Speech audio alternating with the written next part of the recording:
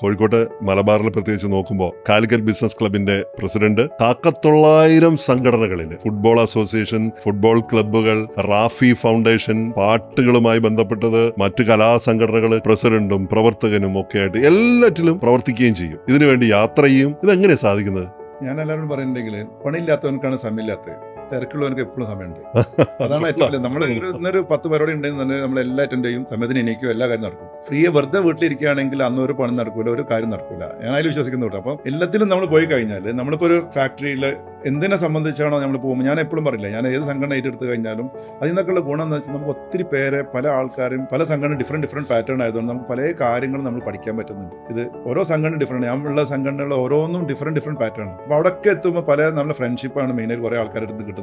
അപ്പോൾ എല്ലാത്തിലും നമുക്ക് കുറേ കാര്യങ്ങൾ പഠിക്കാൻ പറ്റുന്നുണ്ട് എന്നുള്ളതാണ്. ഞാൻ സത്യം പറയുകയാണെങ്കിൽ, ഞാൻ പ്രീ ഡിഗ്രി പഠിക്കുമ്പോൾ തന്നെ ഞാൻ ജൂനിയർ ജേഴ്സിയിൽ ജോയിൻ ചെയ്തു, പിന്നെ റോട്രാക്റ്റിൽ ജോയിൻ ചെയ്തു. അന്ന് മുതൽ വാപ്പ ചീത്ത വരാൻ തുടങ്ങി. പക്ഷേ എന്നെ സംബന്ധിച്ചിടത്തോളം ആ റോട്രാക്റ്റിൽ ഞാൻ അന്ന് ജോയിൻ ചെയ്തതും ജൂനിയർ ജേഴ്സിയിൽ ജോയിൻ ചെയ്തതാണ് ഇന്ന് ഈ കാണുന്ന സംഘടനയിൽ മുഴുവൻ എത്തിപ്പെടാനുള്ള ഒരു കാരണം. നമുക്ക് അതിന്റെ റിലേഷൻ അടുത്ത ആൾ അങ്ങനെ.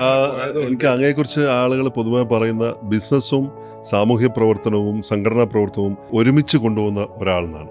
അങ്ങോട്ടും ഇങ്ങോട്ടും ബാധിക്കാത്ത രീതിയിൽ രണ്ടിനെയും കോർത്തിണക്കിക്കൊണ്ട് കൊണ്ടുപോകുന്ന ഒരാളെന്നാണ്. അത് വലിയൊരു മിടുക്ക് തന്നെ വേണം. അത്ര എളുപ്പമല്ലത് അങ്ങനെ കൊണ്ടുപോകാന്നുള്ളത്. തീർച്ചയായും. ഞാൻ എപ്പോഴും എന്തെങ്കിലും വ്യത്യസ്തതാണ് ഞാൻ ചെയ്യുന്നതിൽ. ഏറ്റെടുക്കുകയാണെങ്കിൽ നമ്മൾ ബാക്കിയുള്ളവർ ചെയ്യുന്നത് ഞാൻ നോക്കാറില്ല, എന്തെങ്കിലും വ്യത്യസ്ത ഞാൻ ചെയ്യാറുണ്ട്. ഞാൻ റോട്ടറി പ്രസിഡന്റ് ആവുന്ന സമയത്ത് റോട്ടറി ഹിസ്റ്ററി തന്നെ ആദ്യമായിട്ടാണ് ഫ്ലൈറ്റിൽ വെച്ചിട്ട് ഒരു പ്രസിഡന്റ് ഇൻസ്റ്റലേഷൻ നടത്തുന്നത്. ആകാശത്ത് വെച്ചിട്ട് ചരിത്രം എഴുതി നടത്താൻ പറ്റും. നമുക്കൊരു മനസ്സിലുള്ള എയിമോ ലക്ഷ്യം ഉണ്ടെങ്കിൽ അതൊക്കെ ഇങ്ങനെ ഈസി ആയിട്ട് നടത്താൻ പറ്റും.